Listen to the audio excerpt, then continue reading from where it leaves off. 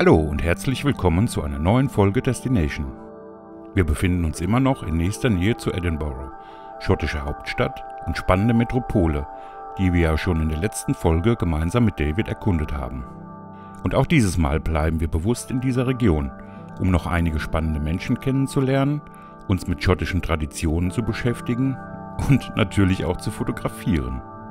Auch deswegen fiel die Wahl unseres Schlafplatzes nicht auf die Stadt selber, sondern leicht außerhalb bei Dabei, um direkt zum Sonnenaufgang eine malerische Kulisse direkt vor der Haus- bzw. Campertür zu haben.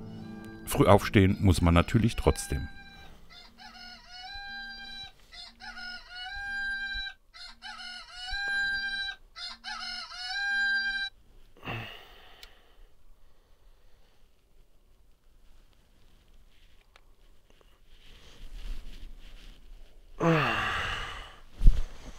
Jungs! Aufstehen. Oh. Oh. Ja, ich bin wach. Boah, Scheiße. Wir müssen noch runterkommen. Marc, wir müssen fotografieren. Ich weiß. Leute, Aufstehen. boah, ist das eng hier. Und kalt. Ich hab die Augen zu. Warum bin ich blind? Aua, aua, aua. Warum hau ich mir jeden Tag den Kopf an? Oh. So fängt ein Tag gut an, oder? Oh.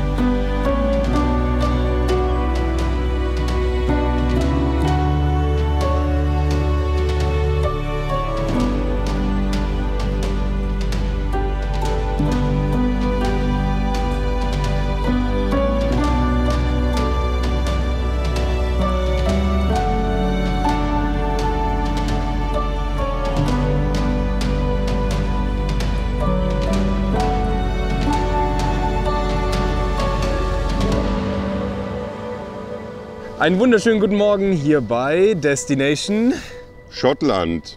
Genau. Und was Schlafmangel mit Menschen macht, das sieht man an uns beiden. Ja. Ja. Schottland ist nicht wirklich sonnenaufgangsfreundlich. Also bisher zu uns. Das bisher, kann ja natürlich anders noch werden, hoffentlich. Ne? Wir haben ja noch nicht bergfest. Also wir sind noch am Anfang, haben uns heute früh aus dem Bett gequält, sind über Fels und Stein und vor allem glitschigen Algen bis hier ans Wasser geklettert und haben gehofft auf den Petrus. Der hat uns nicht erhört. Ja, den Fotografiegott, der war uns heute nicht gnädig gesonnen. Aber Leute, das ist eben Fotografie. Man steht auf, man probiert sein Bestes und man wird im Endeffekt manchmal belohnt und manchmal eben auch nicht. Was man aber immer hat, sind schöne Erinnerungen und schöne Erfahrungen. Ich wollte gerade sagen, also wir hatten auf alle Fälle eine Menge Spaß, haben ein bisschen Unfug gemacht und ja, das Foto kam jetzt nicht, das Mega-Foto raus. Achso, du warst unterwegs, genau. Ja, ich hab da so einen kleinen Spot gesehen. Manchmal sieht man beim Fotografieren was man eigentlich gar nicht im Auge hatte. Und eigentlich wollten wir das Castle hinter uns fotografieren, wo eigentlich perfekt. Wir haben ja noch mit Fotopilz und mit Sunseeker so richtig den Sonnenverlauf getrackt. Also wäre die Sonne da aufgegangen, wäre das phänomenal geworden an diesem Spot. Ist es nicht, also musste man sich umorientieren und hier war ein richtig schöner Spot, was Farben und Formen betrifft und der hat im Endeffekt zu einem richtig schönen Ultra-Weitwinkel-Hochformat-Foto geführt. Musst mir gleich zeigen. Viel Spaß mit der heutigen Folge. Wir stellen wieder einmal fest, das Wetter spielt nicht immer so mit, wie man es sich als Fotograf vorstellt. Das ist natürlich keine neue Erkenntnis und vollkommen normal. Gerade in Regionen wie Schottland, die per se nicht für dauerhaften Sonnenschein bekannt sind. Man muss einfach probieren, trotzdem das Beste aus der Situation zu machen und seinen Blick nicht so sehr auf das zu versteifen, was trotz Überlegung und Planung nicht funktionieren will. Wir haben so immerhin Zeit für ein entspanntes Frühstück und das ist ja auch etwas.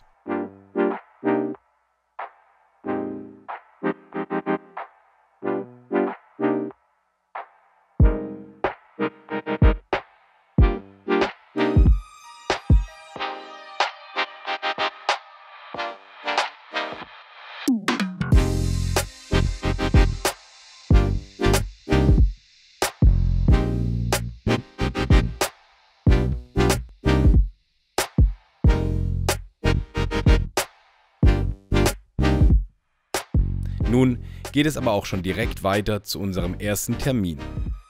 Und der könnte kaum schottischer sein.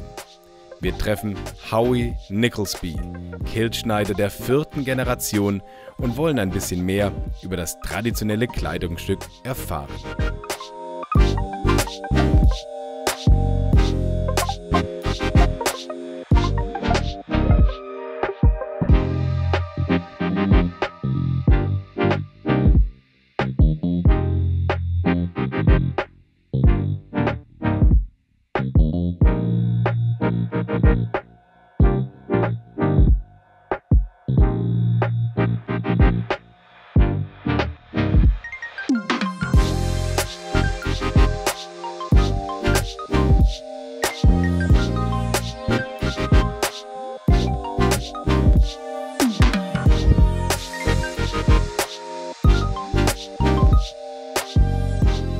Der Kilt gehört zu Schottland wie Whisky. Sauerkraut zu Deutschland. Sauerkraut zu Deutschland.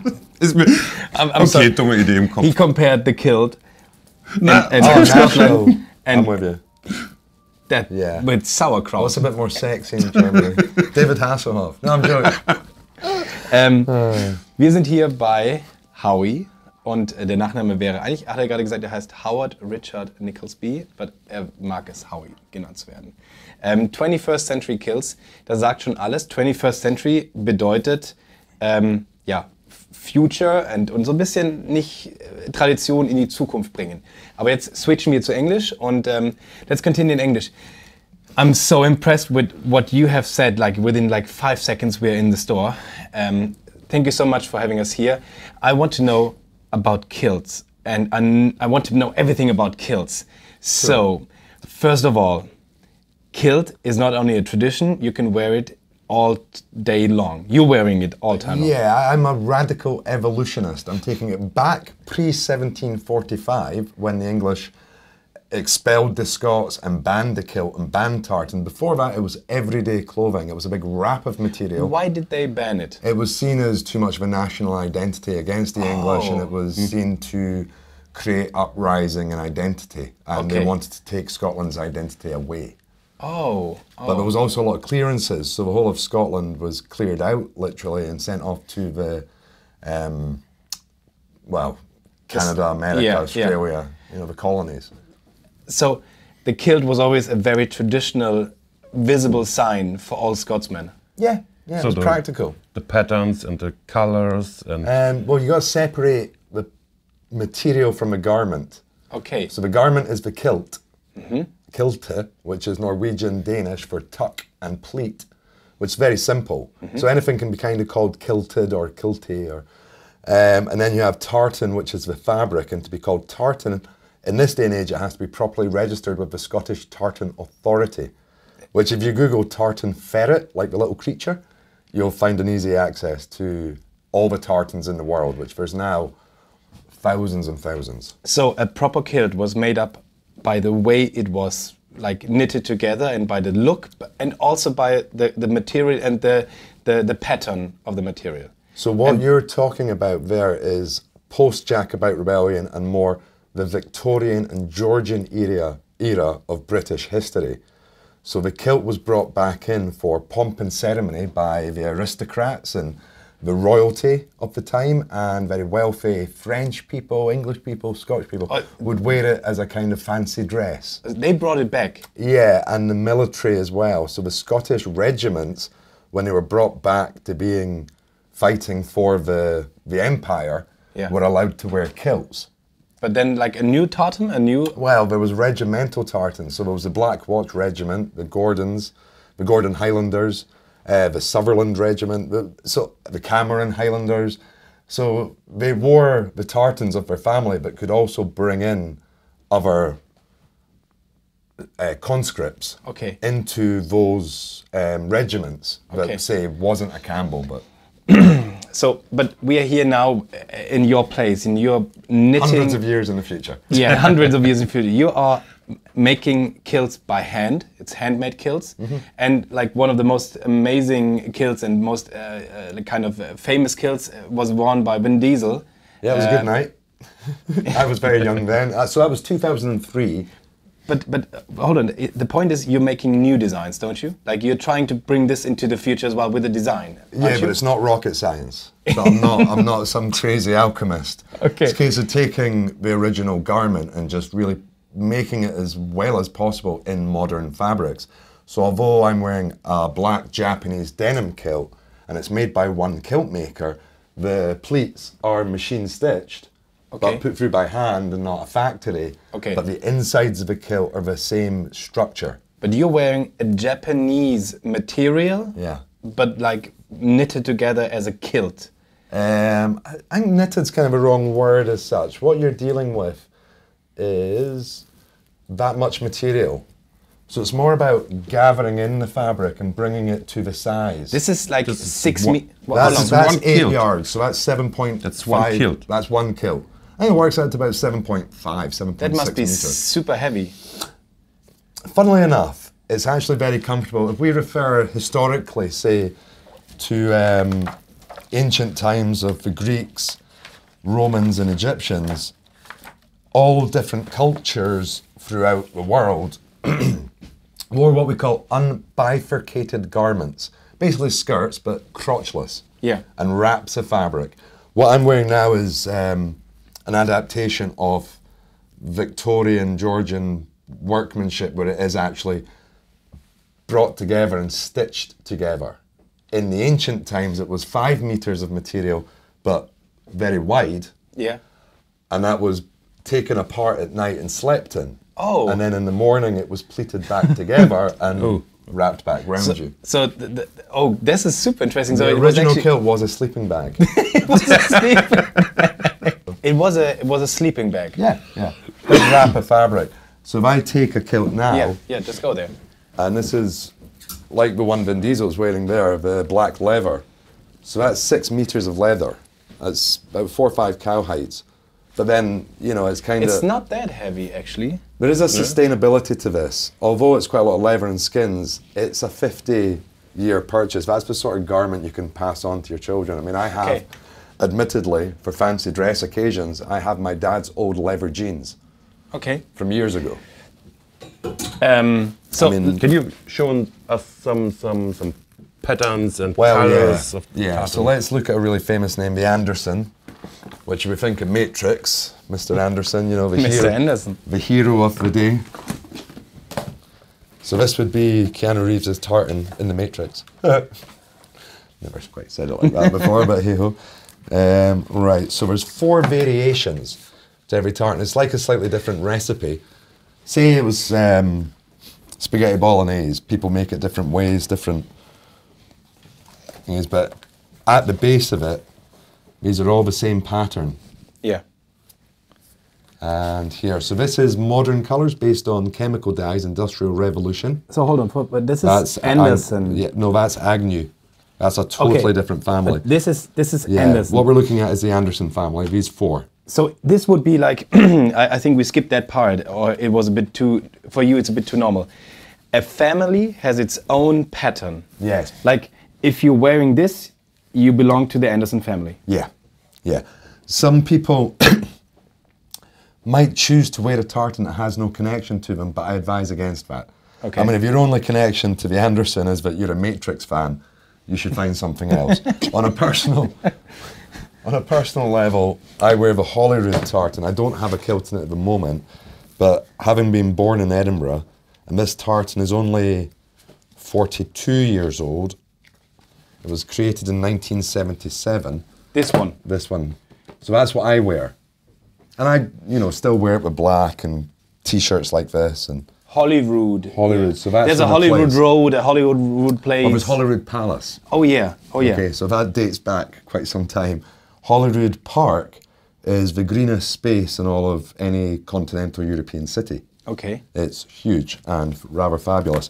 My wife's family are all from Ireland. This is Ireland. I want to say. Yeah. So all her grandparents were from Donegal. So she wears Donegal. That's her little short, cute kilt there. Yeah. I'll just show it to the camera. Okay. So this is mostly mine and my family's wardrobe. That's my wife's kilt. She only literally wears it once a year for New York Tartan Week. Oh. But she definitely wears the trousers in our family. Yeah. Ba-boom. Yeah, I got the. She's wearing the trousers. Yeah. We have this saying in German as well. Good, good. It's a very true. Happy wife, happy life, gentlemen watching. Kleine Werbeunterbrechung. Vielleicht hat man es ja gemerkt, dass wir die Monetarisierung bei Destination Schottland komplett deaktiviert haben. Wenn jetzt irgendjemand Werbung hätte oder hat gesehen, dann hat es YouTube selbstständig gemacht und ohne unsere spezielle Sondererlaubnis, sagen wir es mal so. Warum haben wir das gemacht? Ganz einfach, weil wir möchten, dass eigentlich nicht irgendwie Werbehersteller oder YouTube oder Google unterstützt wird, sondern dass eigentlich wir unterstützt werden, wenn es dann wirklich so ist und so sein soll. Und deswegen würden wir auch darum bitten, wenn man uns unterstützen möchte, wenn man uns mit Destination und allen anderen Blogvideos unterstützen möchte, dann am besten einfach bei uns was im Store sich holen. Gibt ja Sachen, Videotrainings, die super toll sind, die einen weiterbringen in der Fotografie. Available Light, Porträtfotografie ist echt mein Highlight. Aber es gibt natürlich auch Bücher, die, ich würde sagen, relativ wertbeständig aktuell sind, weil wir ja so kleine Auflagen gehen. Also wenn jetzt so jemand zum Beispiel sagt, boah, ich freue mich jede Woche, 10 Wochen auf Destination und den Jungs möchte ich was Gutes tun, dann muss man nicht einfach nur irgendwas Gutes tun, sondern dann kann man auch einfach nur mal ein Büchlein kaufen oder ein Magazin oder ein Wer ist eigentlich Gerst Buch. Da gibt es also das ein oder andere, wo man uns wirklich unterstützen kann und wo es eigentlich auch wirklich Sinn macht für einen selbst. In diesem Sinne will ich ihn nicht weiter stören. Ich ziehe mich zurück und sage, weiter geht's bei Destination Schottland. Happy wife, happy life. Yeah, so I often wear a robe at night, like a dressing gown. Yeah. You know, I mean, okay, just to clarify something before you guys ask the question, I wear a kilt every day. Yeah. I wear underwear every day. You do wear underwear? I do wear underwear. I'm 41 years old, I have 2 children, I'm married, I've nothing to prove. Okay. When But normally you don't wear underwear. When you're in your 20s, you know, see the picture there in the wedding picture? Yeah, yeah. I'm the guy on the right with the boots on. Yeah. I'm not wearing underwear in that picture. Now, I'm with my wife, I'm a best man at a wedding. That outfit, I know, will be dry cleaned. Okay. So I can get sweaty, I can spill wine on it if I want to, I can have a good party. And it is really comfortable to not wear underwear, but every day it's a bit too much. Okay, And okay. plus, when I go to measure, I get splinters. Oh, no, switch topics. Okay, back to the pattern. It's the same pattern, but it looks different. And you wanted to explain why does it look different? It's the same, but it's different. Yeah, ignore that. You know what? Hold on. Just so we're definitely no confusion. This is called the set. So we ignore that one. Yeah. Don't worry, this paper will be reused. Okay, it's the 3 of them. 4. Oh, it's the 4. That one as well. Okay. No, that's okay. We can switch. We can show it afterwards again. Okay, cool. Okay. Thank you so much. Right. So all are Anderson, all 4 are Anderson tartan. This is the most saturated. The most brightest. Yeah. Right. So the oldest dye color is this one, which is vegetable dyes. But the weavers interpreted what that would look like before they had that sort of dye technology. It would maybe have looked more like this, more washed out. This is weathered. Weathered, okay. Weathered, ancient, vegetable dyes, modern colours, post-industrial revolution, and they started using chemical dyes. They would never have been able to get those blue chemical pigments. Chemical pigments. Yes. Now the thing is with that showed wealth. Ah, yeah, it was like the king. He could wear the red, the purple, purple red, the blue. Yeah. And this is more of a fashion interpretation of colours. This is called muted colours. M-U-T-E-D, muted. Photographers know what muted colours. Well, for the kids watching, like the turtles, like Teenage Mutant Ninja Turtles. It's got a really nice turtle green in there. Yeah, I mean, that's my personal favourite colouring, is muted in general. I think the coolest one is the traditional one. But is this how, did they look, the old ancient kilts, do they look like this? I would say they looked more like this. If we went back 1,000 years, it would look more like this. Now, I often call this my Lord of the Rings fabric or time travel fabric. You could go 1,000 years in the past wearing this. Maybe not with this t-shirt, but you could go 1,000 years in the future wearing it as well, and probably be able to walk around. This is a totally different. Well, this is a houndstooth. It is a check. So we think of weaving, and warp and weft. They didn't have the chances to do it like this.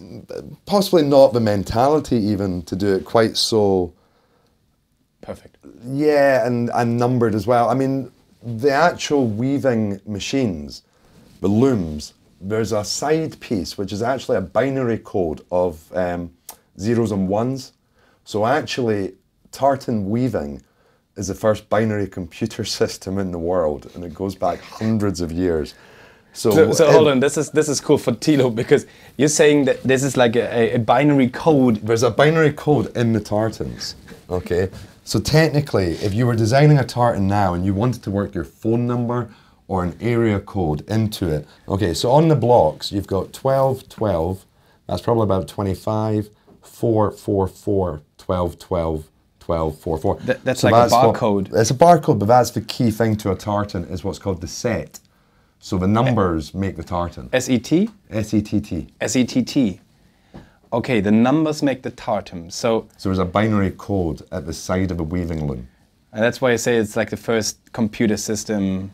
Well, basically, yeah, it controls the shuttles going across, and it's zeros and ones. So yeah, it is the first. It's amazing. It's amazing. First binary computer. So, what? Yeah. Is there a tradition that you wear this color on Christmas or on wedding, or is there a... Interesting question, Mark. So what, if someone's really wealthy and is an Anderson, they would have all 4. Often when a man's buying a kilt, it's for the big day, the wedding day, and I insist that the bride comes to the appointments. I won't see a groom without the bride unless she's from abroad. So any grooms out there, bring the bride to your fitting, just to any wedding fitting. straight away I would advise against that one and that one, and I would always sell towards the weathered or muted. Advise, not sell, because it's not a sell. People come to me because they want a kilt. I'm not really selling it. It's more guiding it. Yeah, they already decided to get a kilt. Yeah. But because this is not that destructive from the colors in the wedding scenery, you mean? Yeah, totally. And that in a bigger piece of material is actually more subdued. But I think the question Mark was asking was more about, is there any, like, this is the ancient, then this is probably what I've been looking in older way, but is there anything you wear this on this occasion, this on this occasion? Well, yes. Sorry, I'm with you completely. This is probably a good way to show you. Mackenzie has a dress tartan, so if you're wearing it in the evening and you have a lot of kilts, you would maybe wear the dress tartan. It's got a big white block in it, as opposed to the normal one. So this is ancient, modern, muted, and dress. But this is the same tartan. It looks completely different. It looks completely different, but it's the same. Yeah, there's a wee bit of a difference in the weave. They've made that line a bit smaller. So technically, if that's a 1, 2, 3, 4, 5, 6, 7, that should really be 7 as well in there. But there's a wee bit weavers. Oh, they made the complete smaller. Yeah, the set smaller. So it's a bit. Yeah. This is this. Yeah. Oh, now I get it. Oh, okay. You saw this right away. Okay, it's your job. Yeah, to me that's not quite correct because the numbers are a bit out, but the weavers do adapt. Yeah, the set. What technically we could do, if it's an 8, they can reduce it to a 4. But if it was a 20, it would have to be a 10. Yeah, so they can like... They can compress it. Compress it. What does a kilt look like? It is like your kilt... Yeah, always flat at the front, an under apron, and then the pleats are at the back. So this is 6 meters of denim. Pleats at the back? Always pleats at the back. Like the plain in the front? Plain at the front, yeah. And then two-sided?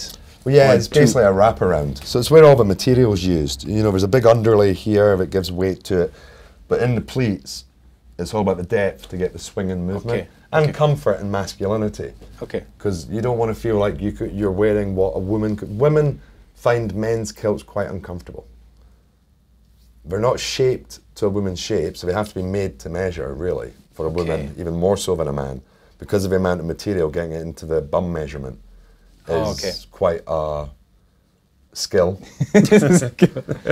So basically, a man's kilt is only really worn by women for things like if they are in a pipe band, you know, and they have to be uniformed. Otherwise, maybe Highland dancing, maybe in the tourist industry, but women technically don't wear kilts, technically. Howie, what is the difference between the modern and the traditional kilts? Cool, let me show you up here, because although I'm seen as being modern, I still do a lot of tartan kilts. So this is a Mackenzie kilt, Harris tweed jacket, and a Harris tweed waistcoat. Where, you know, this is very simple for me. This is kind of what I grew up with, tartan kilt, tweed jacket. Where we go a bit different is on the cuff. There's a bit of numerology hidden in there. But waistcoat tweed, beautiful paisley lining. The waistcoat has the jacket tweed and the tartan. And then the kilt, we've taken the waistcoat material and the lining into the side of the kilt. Okay. And also the garter flashes are a bit fancier than the traditional. So that would be the traditional complete outfit. Yeah. You know, that could, although I am 21st century kilts, the major difference with this kilt is it sits lower on the hip bone. Oh. So mine aren't really high up traditional Victorian. So they were wearing it higher? People still do. If you walk into my mum and dad's shop, that's how they do their kilts. By the way, they are kilt makers themselves. My mum and dad still are in the kilt industry. I'm 4th generation. Okay. So the kilt has a pocket here that comes out, leather trimmed, and then 2 back pockets, making it more modern and more functional to be able to be worn. They didn't have any pockets back then? Okay. Not really, no. And you included the mobile phone bag in the front? Like technically, going back to what we were saying about the aristocrats and very wealthy people wearing kilts, if they wanted a hidden pocket inside, I'm sure tailors 200 years ago could have done it. But yes, for me, that's the evolution part, is building the pockets back into the kilt. Because the wraparound sleeping bag kilt, you could create pockets in it. Yeah. Now this is much, much more modern. This is an English suit material, It has front detachable pockets which come off on buttons here. All this white stitching comes out. And then that's the lining trimmed down the side, which is a funky London lining. So there's Big Ben. And then the jacket and waistcoat. So this is technically what's called a kilt suit. So, is there any chance we fit in there? I'm afraid, guys, you're a bit on the bigger side. Fine specimen of manhood. No, this is all made to measure. Yeah. I might be able to fit one of the smaller guys. You mean? But maybe you have one that Tilo fits? Yes, Tilo, probably. So we can do a small fashion show with Tilo. No problem. I'm so looking forward. Thank you so much. Cool. Pleasure, There was so many informations. Safe travels. Make Yeah. sure you're on the right side of the road. You have one last question. You can ask him now. Is it possible to make a kilt for me? Yes, no problem. I'll get you measured. Okay, perfect. Cool. Let's go. A lot of clothes. Like you need 10 meters. 10 meters of... 7.5, 9. 7 now.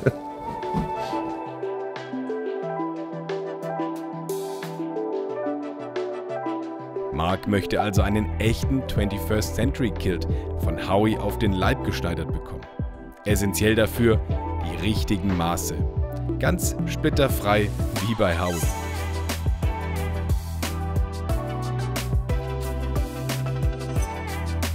Trotzdem wollen wir uns nochmal anschauen, wie so ein Kilt getragen aussieht. Und da Howie tatsächlich keinen passenden für uns hatte, musste eben Tilo her.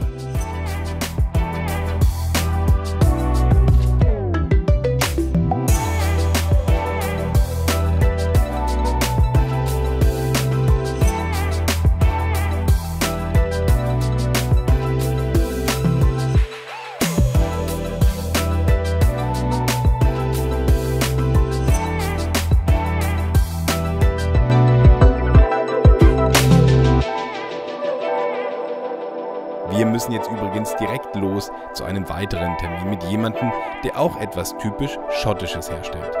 Was das nur sein könnte.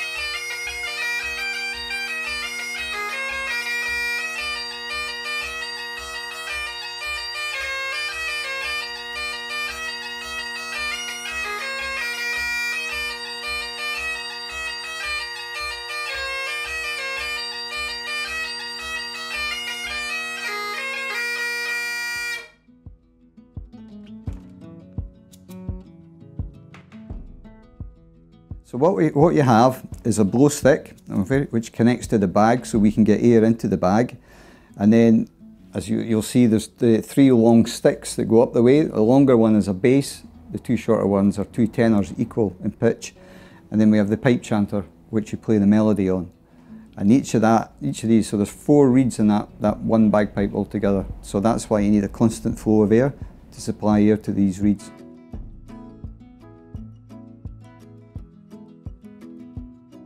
The bagpipe, that is it. It's one size. If it doesn't vary in size at all, the only thing we can adjust is the length of the bow stick or the size of the bag. If we altered the size of the drones or the chanter, it would have a different pitch and wouldn't be a Great Highland bagpipe anymore. So that's it, one size fits all.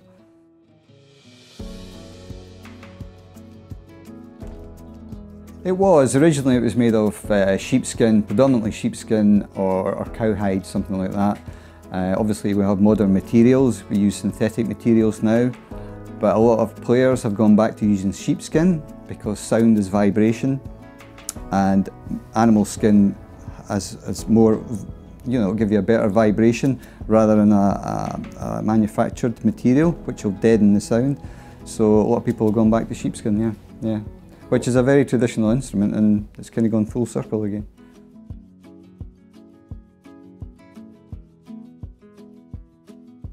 No, it has absolutely nothing in common with a flute whatsoever, yeah, yeah.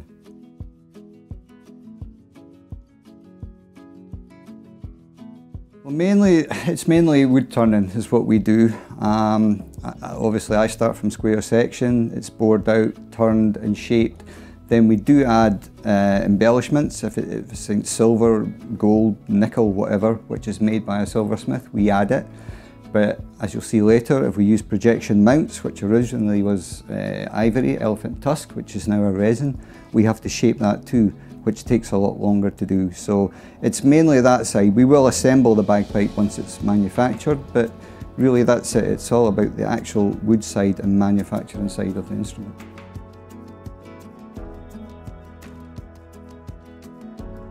Hopefully it won't ruin it. No, again, if you lengthen it or shorten the instrument or make the internal bore size bigger, you will affect the sound. But all my tooling through years has been built up to a specification that I use, so no, I won't ruin it, no.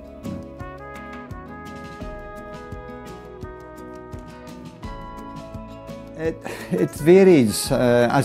We do it by hand here, the more traditionally side. A lot of other companies use CNC machinery, so we are still very traditional. So the reason that it varies in time scale is how decorative the bagpipe is on the outside. If there's more decoration, the longer it takes. So roughly from square section to finished, about 2 days, something like that for one set.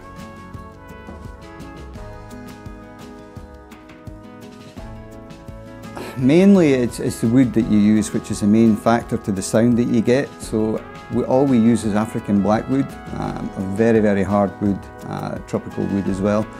The reason for that is its tonal qualities. So really, it boils down to the sizes and dimensions, which are really, between bagpipe makers, are very, very close. If they weren't close, the instrument would sound different. So they are very close size-wise. But again, it's the thickness, it's the length, that sort of thing, and obviously the wood, which is important, yeah.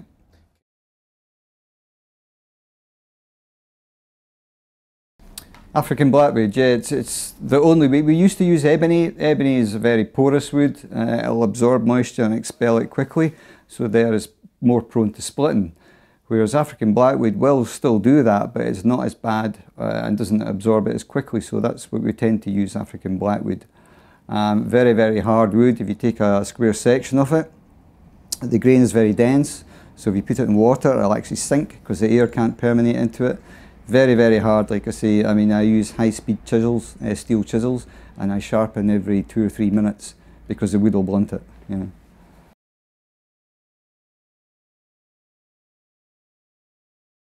Yeah, there's sets of pipes being played now where, you know, 150, 160, 70-year-old. If looked after properly, obviously they're wood, so they're affected by moisture and climate, all the rest of it. So if they're looked after properly, then they'll outlive any human or anybody that buys them in the first place. They should outlast them. There's no reason why not. But because they are affected by moisture, they are prone to splitting. So that's one of the repairs I do. Sections are split. Not much you can do with it. You can't really repair it. We would replace it. So what I'll do is make an exact copy of that original piece. If it's 80, 90-year-old, I'll copy it exactly for the customer, and it will look like it's never been damaged or replaced.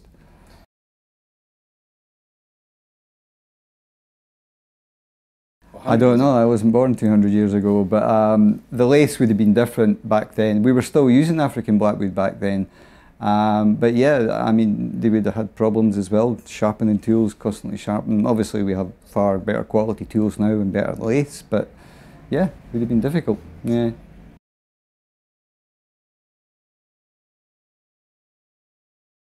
It's been a great tradition over the years. I mean, the bagpipe came about hundreds of years ago. It was used sort of latterly to give it its proper name, which is the Scottish war pipe.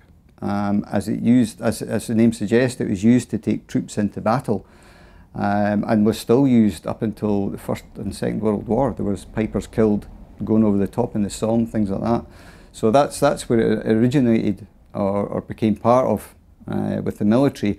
and then went into the military, formed pipe bands, and it kind of snowballed from there, moved forward. Yeah.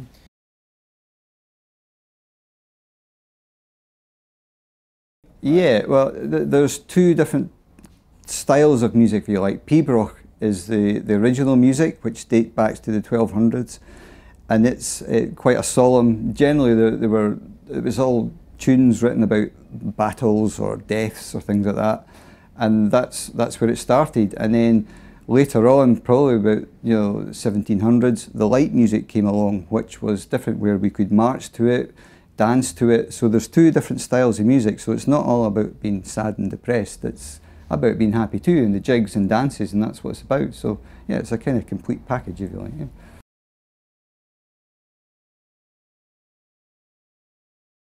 It's a very basic instrument, developed over hundreds of years, but it's very, very basic. It has no flats, no sharps, it has 9 notes, that's all it has. The difficult side is the embellishments or movements that are in between the main melody notes. That is a difficult side of playing the bagpipes. But also the blowing comes into it. You have to keep that bag inflated at a constant pressure. So you're not increasing or decreasing pressure or increasing and decreasing sound. It's just a constant pitch that you want. That's what you're after. And it takes time to learn how to do that too.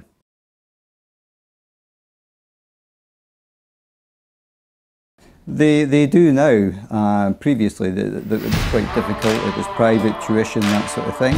But now we have quite a comprehensive teaching system in all over Scotland, where it is taught in the schools and no fees to pay or anything like that, so that the kids can learn if they want to.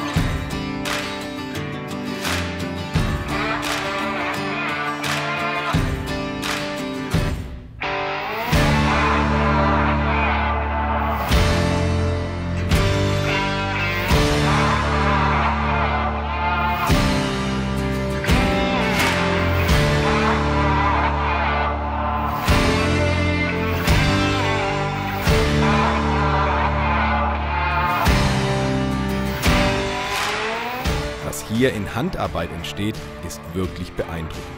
Genauso beeindruckend die Zeit, die Dave braucht, um einen Holzkörper in Form zu bringen. Wir haben einmal mitgestoppt.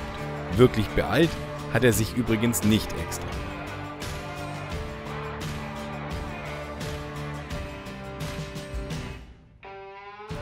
Zusätzlich wollten wir natürlich auch seine Arbeit und ihn als Person fotografisch festhalten. Das Interessante daran ist, wie fließend die Grenzen zwischen wirklicher, in Anführungszeichen, echter Reportage und eben der inszenierten Fotografie sind. Natürlich wollten wir Dave in seinem natürlichen Umfeld ablichten und dokumentieren, wie er arbeitet, ohne große zusätzliche Aufgaben. Zum einen, weil dafür nicht immer genug Zeit und Raum ist, zum anderen aber auch, weil man Menschen, die nicht unbedingt kameraaffin sind, nicht überfordern sollte. Wir benutzten also eines unserer Dauerlichter, die wir auch zum Filmen nutzen, um zusätzliche Kontraste und Modulation zu schaffen, während die Grundatmosphäre, der düster dunkle Werkstattraum, noch erhalten blieb. Und genau darum geht es in der Fotografie. Wir wollen nicht willkürlich knipsen, sondern bewusst fotografieren und ein möglichst optimales Ergebnis schon beim Auslösen bekommen. Dafür ist etwas Lichtsetzung absolut essentiell. Nicht erst nach langer Bildbearbeitung, sondern direkt in der Kamera das perfekte Foto zu bekommen. Und dafür lohnt sich auch der Mehraufwand.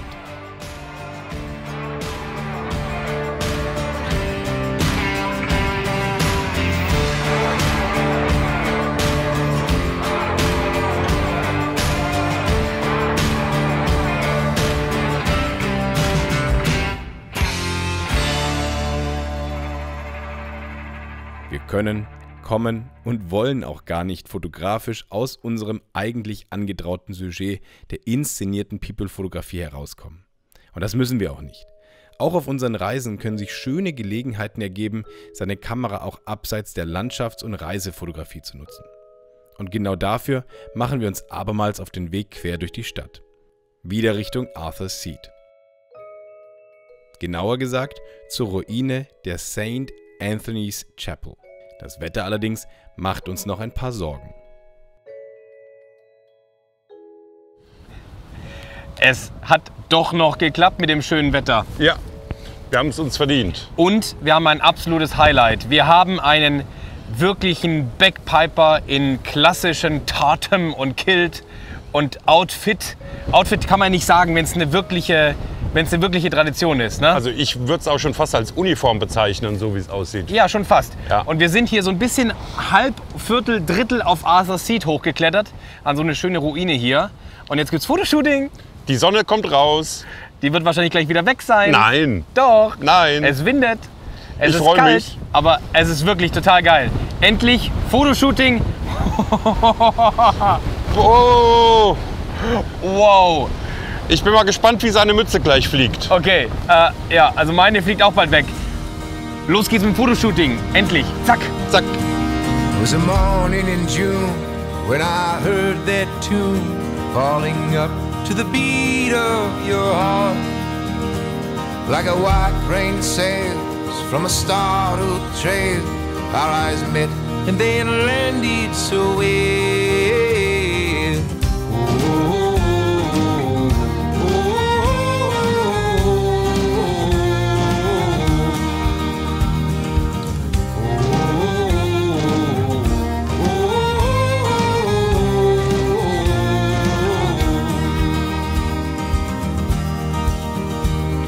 Before you could speak, before you could weep, I held your hand in mine.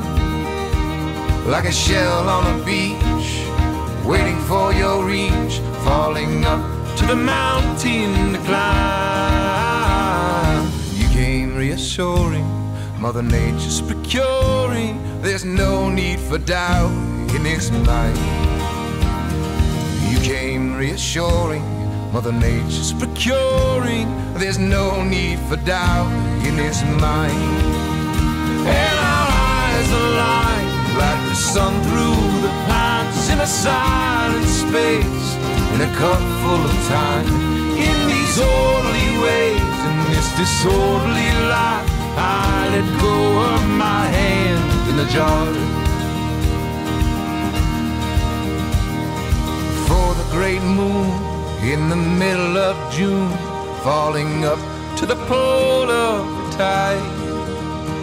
Though I've seen it before, nothing I've ever been told can touch this feeling inside. You came reassuring, Mother Nature's procuring, there's no need for doubt in his mind. You came reassuring, Mother Nature's procuring, there's no need for doubt in his mind. And our eyes align like the sun through the pines, in a silent space, in a cup full of time. In these orderly ways, in this disorderly life, I let go of my hand in the jar. And our eyes align like the sun through the pines, in a silent space, in a cup full of time. In these orderly ways, in this disorderly life, I let go of my hand in the jar. I let go of my hand in the jar. I let go of my hand in the jar.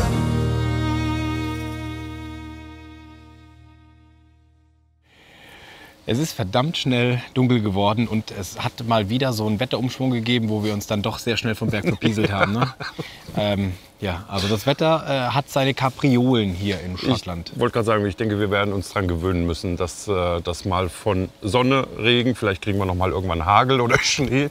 Ja, Gewitter. Aber wir sind vorbereitet. Es sind ja auch wirklich die schönsten Momente. Also deswegen kommt man ja auch im Herbst nach Schottland, weil man genau eigentlich, das haben wir im Vorfeld so ein bisschen, erhoffen wir uns das natürlich jetzt in den Highlands, dass diese Wetterwechsel, das könnten so die Momente sein, die man als Fotograf auch erwischen möchte. Ja, so nur Hochsommer, Sonne, ja. Sonnenschein wollten wir dann doch nicht haben. Deswegen haben wir es bewusst das Datum gewählt.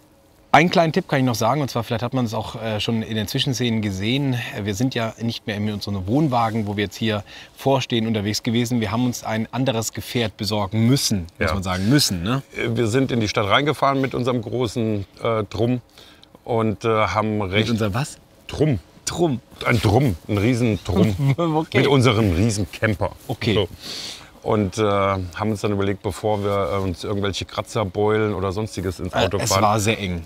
Also Edinburgh ist, die Straßen sind nicht die breitesten. Und es ist eine alte Stadt. Ja. Damals gab es noch keine überbreiteten Camper. Mit sehr viel Publikum auch, die einfach über die Straße rennen und links fahren und deswegen die Entscheidung zu einem Mietwagen. Genau, also wir, ohne uns jetzt irgendwie selbst zu loben, würde ich behaupten, dass wir relativ erfahrene Fahrer auch auf Link, aber das war echt zu viel für uns. Also da haben wir gesagt, okay, das ist es nicht wert, wir schroten unser Ding. Deswegen hier an dieser Stelle auch mal ein Tipp, wenn man Edinburgh besucht, echt nicht mit Camper. Ja. Das haben wir bereut. Vor allen Dingen die Mietwagen sind relativ günstig und so einen kleinen Stadtflitzer, denke ich mal, das kann im Urlaubsbudget mit drin sein. Wir sind jetzt auch schon mit der Zeit in dieser Folge so weit am Ende, dass wir jetzt hier Schluss machen. Und ich würde sagen, wir sehen uns morgen früh, also in der nächsten Folge wieder, wenn wir uns nochmal die Bilder vom Dudelsackspieler genau angucken und da vielleicht auch ein bisschen retuschieren. Wobei, wir machen noch nicht Ende. Ich habe noch eine kleine Frage. Wir haben ja unsere Analog-Challenge und wie weit bist du eigentlich mit deiner Analog-Challenge? Zero. Zero. Ich habe heute tausende Fotos gemacht, aber kein einziges analoges. Und du? 1. Ich bin bei 1. 1. Okay, ich nehme den Finger, das ist gerade 1. Man wird ja nicht älter, jünger, wollte man sagen. Ne? Aber ich glaube... Du hast ein Foto von ihm gemacht? Ja, weil Martin hat im Vorfeld gesagt, den Dudelsack, da möchte ich gerne ein Analogfoto machen und ich habe es gemacht. Und du hast mich nicht?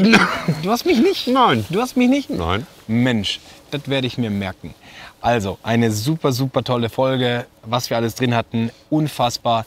Jetzt geht's erstmal ins Bettchen, weil morgen geht's in Richtung Highlands. Und dann wird's so richtig Schottland. Wobei, kann es noch mehr Schottland geben als jetzt? Ich denke, da geht noch was, ja. Aber erstmal ein Bierchen, Feierabend. Komm. Mach doch zu. Ja, wir müssen noch reinräumen jetzt. Fürs Video. Das war es auch schon wieder mit dieser Folge Destination Schottland. Wir hoffen, es hat Spaß gemacht. Nächstes Mal werden wir endlich einige Kilometer bzw. Meilen mit unserem Camper Richtung Norden fahren, Edinburgh hinter uns lassen, weiter in schottischen Geflogenheiten eintauchen und unsere Reise durch dieses großartige Land genießen. Bis zur nächsten Folge Destination Schottland.